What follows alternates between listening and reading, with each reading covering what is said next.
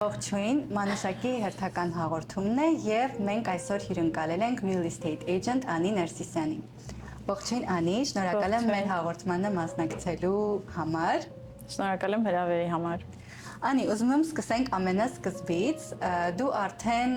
7-8 տարի է գտնվում ես ԱՄՆ-ում, եթե չեմ սխալվում։ Այ ինչպես քեզ մոտ եղավ այդ որոշումը, որ դու հասկացար, որ դու ուզում ես գաս Ամերիկա։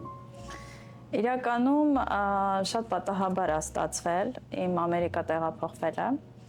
Ես Երևանում լեզուների կենտրոն էի տնօրինում ու այնտեղ կային աշխատակիցներ, ում պետք է train անեի, այսինքն վերապատրաստեի, ու նպատակն էր գալ ԱՄՆ, վերապատրաստվել, ձեռք բերել սելտա որակավորում, հետո հետ գնալ ու վերապատրաստել աշխատակիցներին։ Բայց ստացվեց այնպես, որ ես եկա ամուսնացա, ու էլ հետ չգնացի։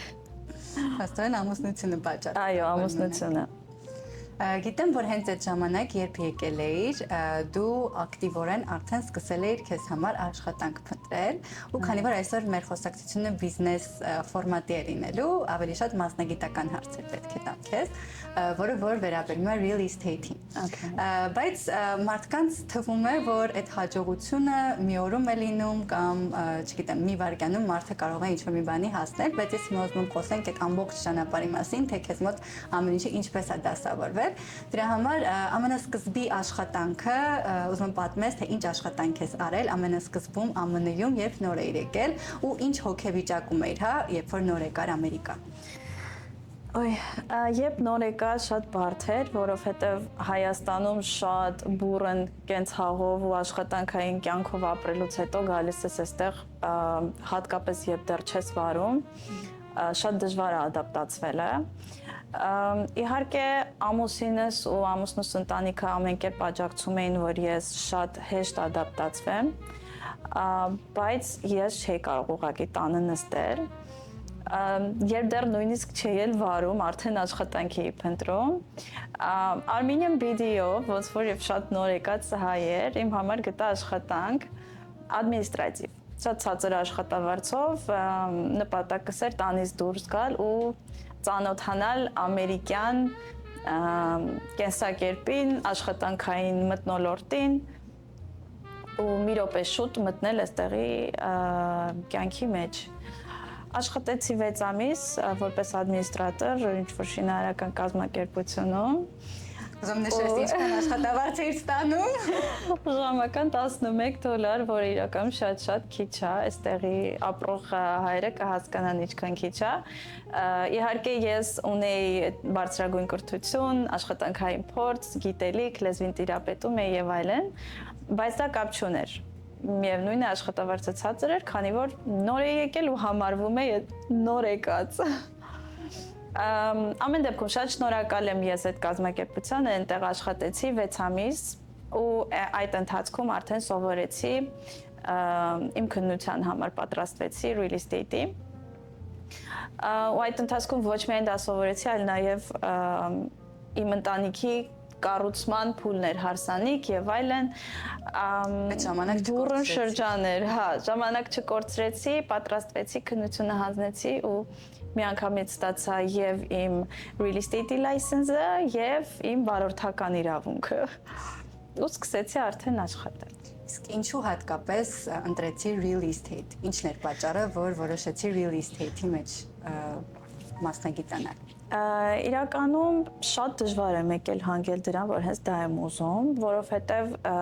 ես շատ ավելի հակված էի կամ իմ մասնագիտությունը այնտեղի շարունակել Հայաստանի կամ դառնալ հոգեբան։ Բայց քանի որ շատ էմոցիոնալ մարդ եմ, ամուսինս երևի խորհուրդ տվեց, որ հոգեբանի մասնագիտությունը իմ պարագայում չի աշխատի, որովհետև ես չունեմ այդ պատը, որ մարդկանց խնդիրները լսեմ ու ինձ վրա չվերցնեմ։ Այդպես մի օր նստեցի, մտածեցի, օքեյ, որ աշխատանքն է, որ ինձ կտա ազատություն ժամանակային առումով, որովհետև նաև պետք է երեխա ունենայի ու իր համար ժամանակ տրամադրեի, որ աշխատանքն է, որ ինձ կտա ֆինանսական անկախություն ու որ ես կանեմ սիրով ու կառնչվեմ մարդկանց հետ։ Ու real estate-ը այդ բոլոր հարցերին պատասխանում էր դրական։ դրա համար ընտրեցի այդ ճանապարհը։ Իսկ հիշում ես քո առաջին հաճախորդին։ Հա։ Հիշում եմ։ Ինչքան ժամանակ հետո եղավ, երբ դու ունեցար քո առաջին հաճախորդը։ 6 ամիս հետո առաջին վաճառքն եմ արել ու իդեպ առաջին 6 ամիս դու ոչ մի գումար չես աշխատել։ 6 ամիս ոչ մի գումար չեմ աշխատել ու շատ կարևոր է երբ նոր ես սկսում հացի խնդիր կամ վճարների խնդիր չունենաս, երբ ունենում ես ընտանիք ու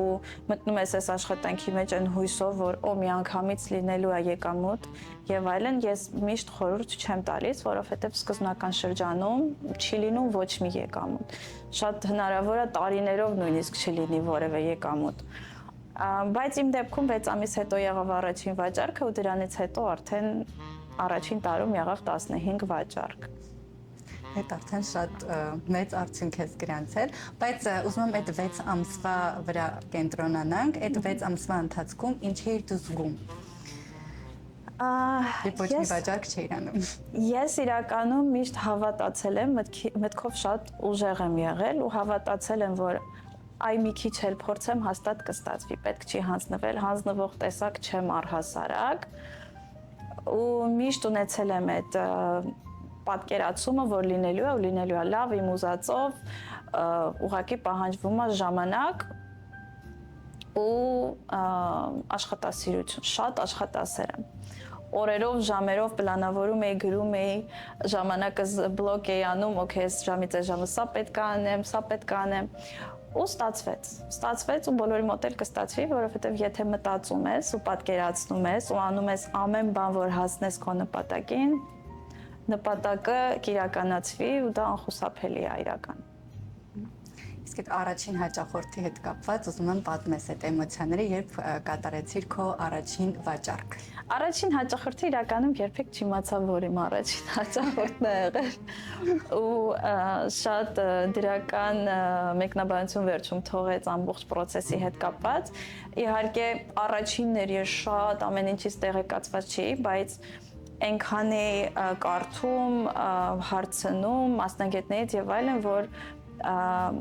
մաքսիմում լավ ծառայություն մատուցեմ ու շատ ուրախ եմ, որ գոհ մնաց ինքը։ Բայց էմոցիաները աննկարագրելի են, երբ ունեմ ես առաջին հաճախորդը ու հասկանում ես, որ իզուր չէր, այդքան էներգիան, ջանքը, եռանդը իզուր չէր ու պետք է հավատալ ուղղակի նպատակներին, քո ուժերին ու անել ամեն բան դրանց հասնելու համար։ Ես նաև ուզում եմ նշել այն փաստը, որ քանի որ գիտեմ, որ դու ի սկզբանե կարևորություն ես տվել social media-ում քո ներկայությանը, այսինքն ի սկզբանե կատարել ես ներդրում, որ քո անձը լինի, այսպես ասած, social media-ում ներկա, որպես real estate agent։ Ուզում եմ պատմես դրա կարևորության մասին, հա, այսօր ինչքանով է դա կարևոր, որ այն մարդիկ, ովքեր որ որոշակի ոլորտում մասնագիտացված են, իրենք նաև ունենան այդ իրենց edge-ը, իրենց մասնագիտական անձնական բրենդը social media-ում։ Քանի որ մեր բիզնեսը կառուցված է անձի շուրջ, շատ կարևոր է, որ անձին բրենդինգով հենց զբաղվես ու ամեն կերպ ցույց տաս մարդկանց, թե ինչի քեզ պետք է վստահեն։ Իսկ մեր գործում, մեր ոլորտում վստահությունը հենց առաջին գրավականն է հաջողության։ Ես փորձեցի տարբեր ձևեր մեր գործում ասում են lead generation, այսինքն ոնց ձեռք բերես հաճախորդներ, փորձել եմ ամեն ինչ, այսինքն թե զանգերով, թե հանդիպումներով, թե դռները ծեծելով, այցեքարտ տալով եւ այլն, բայց հասկացա, որ ինձ մոտ աշխատում է հենց social media-ն շատ լավ ու կենտրոնացած social media-ի վրա։ Մարդիկ շատ ինձ անգում ու ասում են, որ զուտ իմ վիդեոներից ինձ վստահում են։ Ես չգիտեմ դա ոնց է լինում, էներգիա փոխանցվում թե ինչ, բայց երբ մարդիկ ինձ տեսնում են, վստահում են։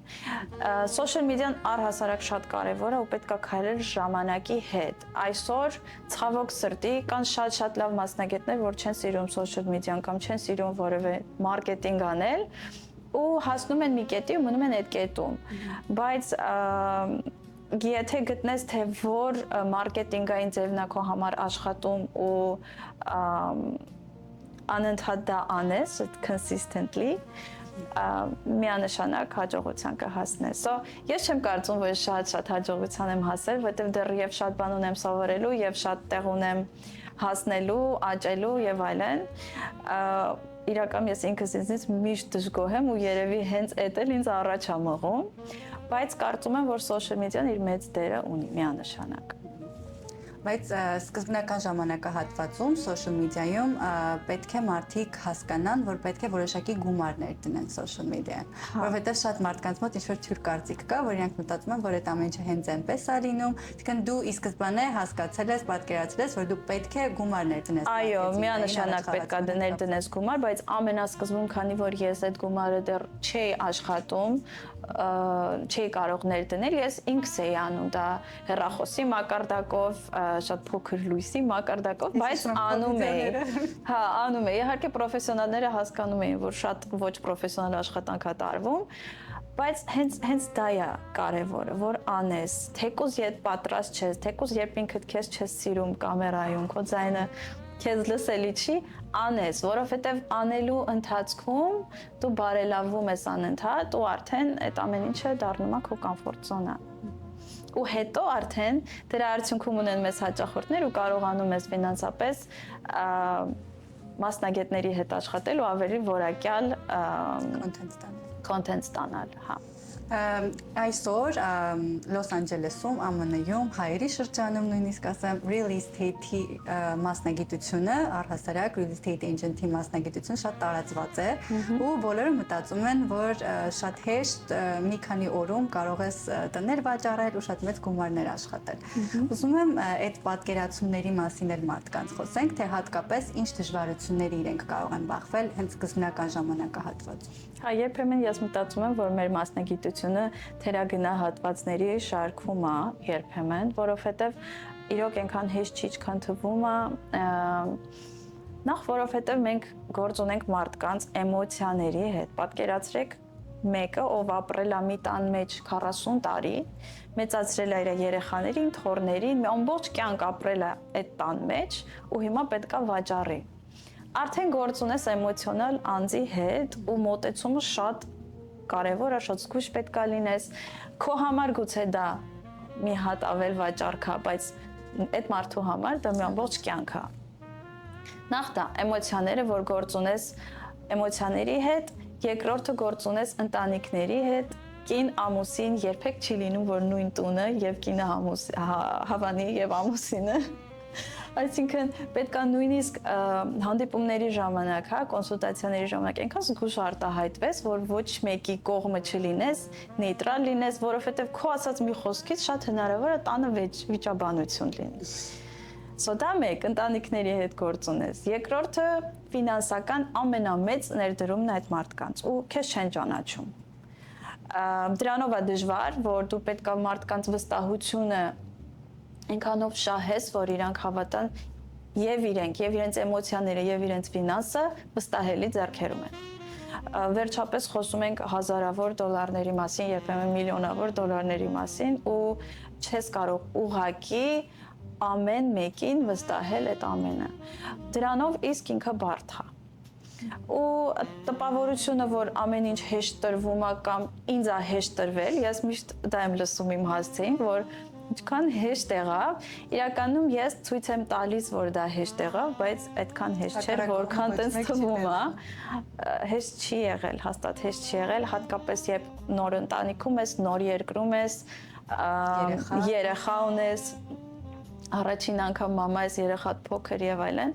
ու երբ փորձում ես լինել լավը բոլոր ասպեկտներում, ու փորձում ես գտնել բալանսը այդ ամենի հետ, դա շատ դժվար է, շատ։ Ու օրը ունի ընդամենը 24 ժամ, վատն էլ դա է։ 21-րդ դարում առհասարակ կնոջ դերը աշխատանքի մեջ մի փոքր գերագնահատված է, այսինքն այսօր բոլոր կանայք ձգտում են, որ աշխատեն, անկախ լինեն, ու դա էլ իր հերթին ինչ-որ հետևանքներ ունենում է։ Այսինքն դա էլ ինչ-որ ազդեցություններ է ունենում նրա վրա, որ այսօր կան մի շարք բաժանություններ ու ընտանիքները այսօր չեն կարողանում, այսպես ասած, լիարժեք մնալ։ Այ ինչ ես դու կարծում, կնոջ դերը կայացած լինելը հասարակության մեջ, կայացած լինելը իր գործում, որքանով է խանգարում կամ օգնում ընտանիքի մոդելին։ Միանշանակ օգնում է, չի խանգարում ու ես կոնկրետ իմ օրինակը բերեմ, ունեի հնարավորություն առհասարակ չաշխատելու, ունեմ հիանալի ամուսին, ով ամեն առումով պատրաստ էր ինձ աջակցելու, Այդ դեպքում դու ինչու որոշեցիր աշխատել։ Ինչու որոշեցի, որովհետև ես աշխատել եմ 16 տարեկանից, եղել եմ ֆինանսապես լիովին անկախ ու իմ կարծիքով այն գիտելիքը, որ ես ստացել եմ, այն կրթությունը, որ ստացել եմ, պետք է ինչ-որտեղ ռեալիզացնեի ու նաև դա կտար ինձ ստիմուլ ապրելու ու ավելի լավը դառնալ ընտանիքում։ Ամուսնուս այդ առումով շատ շնորհակալ եմ, որ ոչ թե օգնեց, այլ չխանգարեց ու շատ օգնեց չխանգարելով։ Կարող էր միանշանակ չխանգարել, արգելել, բայց չարեց, ինձ հավատաց ու էլի վստահեց, էլի գալիս ենք վստահությանը։ Ու հիմա արդեն մենք իրարով ենք իրար օգնում ենք իհարկե փորձելով պահել բալանսը, որ աշխատանքից չտուժի ընտանիքը։ Սկզբում իհարկե տուժել է, հա, չեմ կարող ասել, որ ի սկզբանե ես կատարյալ բալանս եմ պահել, որովհետև նոր էր ամեն ինչ ու դժվար։ Բայց ժամանակի ընթացքում այդ դժվար շրջանը, որ անցավ, արդեն փառք Աստծո, հիմա ամեն ինչը շատ ավելի բալանսավորված է։ Իսկ ինչպես ես պահում այդ բալանսը։ Բալանսը պահում եմ 5-ից հետո չաշխատելով, շաբաթ-կիրակի չաշխատելով, ինձ նվիրելով երեխայից, այսինքն ես երբ երեխայից դպրոցից վերցնում եմ վերջ, ես մամա եմ։ Ես գնացի տուն, ես չեմ աշխատում։ Շաբաթ-կիրակին լիովին իմ ընտանիքին, իմ երեխային, ամուսնունն իհարկե երկուշաբթի օրը սկսում ես փոշմանել, որ 2 օր չես աշխատել, որովհետև ստրեսը շատ է լինում, բայց իմ մոդելը այս պահին աշխատանքում ու ընտանիքում հաջողության դա է, շաբաթ-կիրակի չաշխատելը։ Այ եթե ինչ-որ մեկը նոր է սովորել real estate-ի մասնագիտությունը, ստացել է իր լայսենսը, այսպես ասած, եւ պատրաստվում է արդեն աշխատել այս ոլորտում։ Որն են իր առաջին 3 քայլերը, որ պետք է անի։ Առաջինը պետք է միանա NPC կազմակերպության, որտեղ առաջարկվում են վերապատրաստումներ նոր էջենտների համար, օրինակ իմ կազմակերպությունը դա չունի։ Օրինակ Keller Williams-ը, Coldwell Banker-ը կան շատ մեծ կազմակերպություններ, որ դա առաջարկում են։ Պետք է անպայման կարդալ բոլոր կոնտրակտները, որովհետև դրանք շատ են, 100-ից ավել, ու շատերը մտնում են բիզնեսի մեջ նույնիսկ ամենակարևոր 3-ը առանց կարդալու։ Պետք է կարդալ, իմանալ, հասկանալ, որ երբ շփվում ես արդեն հաճախորդի հետ, կարողանաս իրենց էլ բացատրել, թե ինչ են ստորագրելու եւ այլն։ Այսինքն գիտելիքը։ Երկրորդ կարևոր բանը lead generation, մեր լեզվով ասած, անգլերենով, պետք է հասկանան, թե որ ճանապարհով պետք է ձեռք բերեն հաճախորդներ։ Քանի որ երբ գիտելիքը ստացել, պետք է ունենաս հաճախորդ, որ արդեն գիտելիքը օգտագործես։ Ու երրորդը պետք է անպայման ամեն առավոտ կամ նախորդ գիշեր պլանավորել։ Պլանավորել, թե ինչ ես անելու հաջորդ օրը։ Իմ պարագայում ես մի տարվա պլան էի գրում, մտածում էի, թե որն է այդ տարվա իմ գոլը, թվային առումով, հա։ Հետո մի տարվա նպատակը վերածում էի ամիսների, ամիսներինը շաբաթների, շաբաթներինը օրական to-do-ների, այսինքն ինչ պետք է անեի ամեն օր։ Հստակ գրում էի այդ ամենը։ Հստակ գրում էի ու վերջերս գտա այդ տետրակը իմ դարակներից մեկում։ Այո, հստակ գրում էի ու եթե ենթադրենք գրել էի 6 կետ, որ պետք է անեի ու հասցնում էի 4-ը, փորձում էի հաջորդ օրը այնպես անել, որ հասցնեի 6-ը, բայց չէի հուսահատվում, քանի որ vision-ը ունեի ու գնում էի ճիշտ ուղղությամբ, պետք չի հուսահատվել, երբ գրում ես 6 կետ, որ պետք է օրական անես ու անում ես կեսը կամ 4-ը։ Կարևորը, որ դու փորձում ես, իսկ եթե շատ փորձես, միանշանակ կստացվի։ Ես հավատում եմ, որ ցանկացած բան, եթե շատ փորձես ու շատ ուզես ու ամեն ինչ անես դրա համար, միանշանակ կստացվի։ Այդպես է։ Մոտիվացնում ես բոլորին։ Իրականում դա այդպես է ու ես ինչքան գրքեր կարդացել եմ, ինչքան լսել եմ շատ հաջողակ մարդկանց հարցազրույցներ եւ այլն, ամեն ինչի հիմքում հավատն է։ Իհարկե Աստվածաշնչի հիմքում է հավատը, ես միշտ կարծում եմ, որ մեկը կապում է դա կարմայի հետ, մյուսը կապում է տիեզերքի ուժի հետ, մյուսը կապում է law of attraction եւ այլն։ Իմ կարծիքով ինչքան խորանում ես, հետ ես գնում Աստվածաշնչին, իսկ Աստվածաշնչի ամբողջ հիմքը հավատն է։ Այսինքն, եթե դու ինչ-որ մի բանի հավատում ես, ու այդ միտքն անդադ քո գլխում է, ու անում ես ամեն բան, որ դա ստացվի, դա ուղղակի տարբերակ չունի չստացվելու։ Իսկ ինչ ես մտածում, օրինակ մասնագիտություն ընտրելիս, կոնկրետ real estate-ի ոլորտն ընտրելիս, մարդիկ ինչ-որ հատկություններ պետք է ունենան լինելու լավ sales մասնագետ, թե իրենք այդ ամեն ինչը կարող են սովորել ընթացքից։ Այսինքն մասնագիտության ընտրության հարցում մարդու հենց բնավորությունը կամ իր ուժերը կապ ունեն։ Միանշանակ, ու ոչ միայն real estate-ի հետ կապված ցանկացած մասնագիտություն, որ ընտրում ես, տեսակով պետք է համապատասխանես։ Օրինակ, գուցե ես համարվում եմ լավ real estate agent, բայց ինձնից շատ վատ բժիշկ դուրս կգար։ Ու այս մասնագիտության մեջ շատ կարևոր է լինել համբերատար։ Շատ լավ լսել, ավելի շատ լսել, քան խոսել, հասկանալ, չնեղանալ։ Շատ կարևոր է չնեղանալու կարողությունը, որովհետև շատ է ստացվում, որ քեզ ծանոթ մարդ, նույնիսկ ընկեր, հանգամանքների բերումով պետքա տուն գնի մեկ ուրիշ էջենտից։ Ես ճանաչում եմ շատ էջենտների, բրոկերների, որ շատ ծանր են տանում այդ հանգամանք։ Ես երբեք ինձ համար բացարձակ դա որևէ տարբերություն չի տալիս հարաբերությունների մեջ։ Պետքա ուղղակի հասկանալ, ունենալ այդ հասկանալու, ըմբռնելու կարողությունը, որ սա NPC բիզնես է, ոլորտ է, որ նման հարցերում պետք չի ուղղակի նեղանալ քո ընկերներից կամ ծանոթներից։ Առաջինը պետք է հասկանալ, լինել համբերատար ու երևի ներկայանալի, դա բնավորություն չի, արդեն դա տեսակն է մարդու, բայց հա, արտաքին տվյալները ամեն դեպքում քո կարծիքով կարևոր են այս ոլորտում։ Մեզ մոտ կան տենց կարծիք, որ աղջիկներին ավելի հեշտ է տրվում, քան տղամարդկանց։ Իհարկե մենք շատ ունենք հատկապես հայ հաջողակ բրոկերներ մեր բիզնեսում, բայց ասում են աղջիկներին ավելի հեշտ է տրվում կանանց, չգիտեմ։ Այսինքն պարտադիր, ով որ այս ոլորտում է, պետքա հետևի նախ եւ առաջ իր հագու կապին ու ճիշտ ներկայանալի տեսք ունենա։ Այո, իհարկե, որովհետեւ ինչքան էլ ասում ենք մի դատեք գիրքը կազմով, բայց դատում են մարդիկ, հատկապես նրանք, ովքեր իրանց ամբողջ ֆինանսը, էմոցիաները, կյանքը պետքա վստահեն քեզ։ Հա, պետքա լինես ներկայանալի։ Բայց ամեն դեպքում ցանկացած մարդ ընտրում է իր տեսակի մարդու, չէ, ում վստահի, ինչ ես կարծում։ Նամակը իր տեսակի էջենտն է մանգալիս։ Հա, որովհետև լսել եմ դա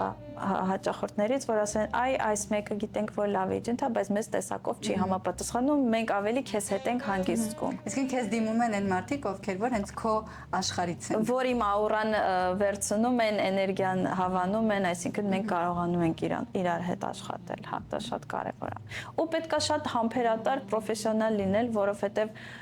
վիճելու պատճառներն ու առիթները անսահմանափակ են, թե գործարքի ընթացքում, թե գործարքից առաջ, ու շատ հաճախ լինում է դեպքեր, որ վստահում են քեզի սկզբանե ու հասնում են գործարքի մեջ մի կետի, որ սկսում են կասկածել ցանկացած պատճառով, քանի որ արդեն մտել են այդ ամենի մեջ, հա, երբեմն տակ գլխով, սկսում են կասկածել ու հենց վերջին օրը արդեն գալիս է, բանալիները վերցնում են կամ վաճառքը վերջանում է, նոր արդեն այդ հանգստությունից հետո սկսում են կիսվել, որ այ գիտես, այս պահին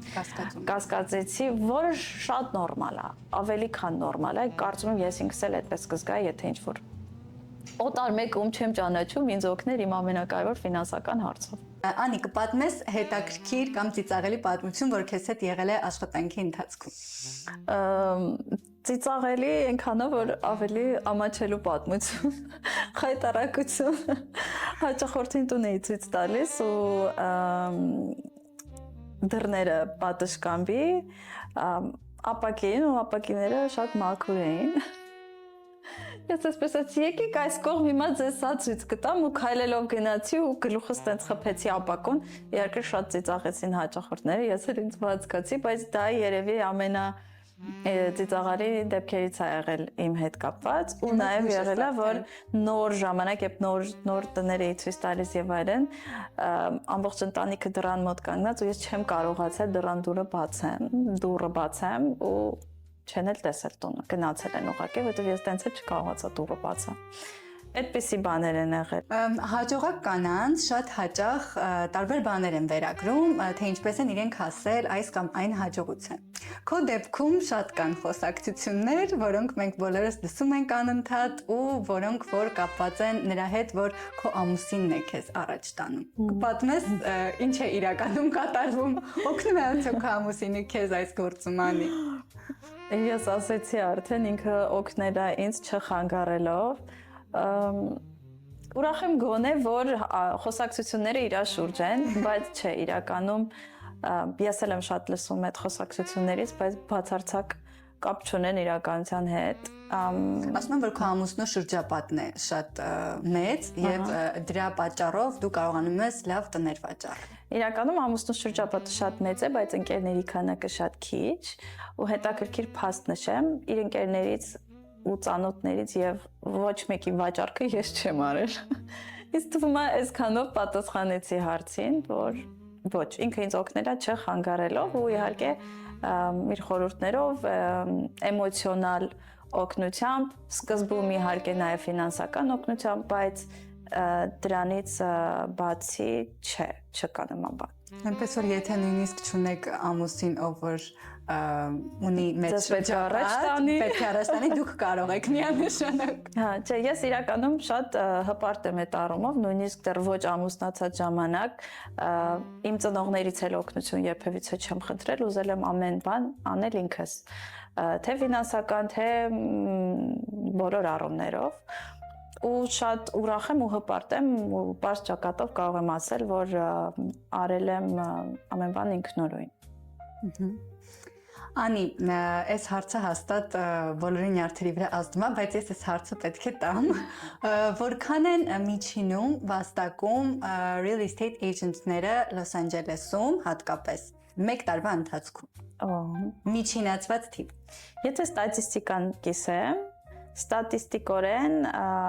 միջինում վաճառում են տարեկան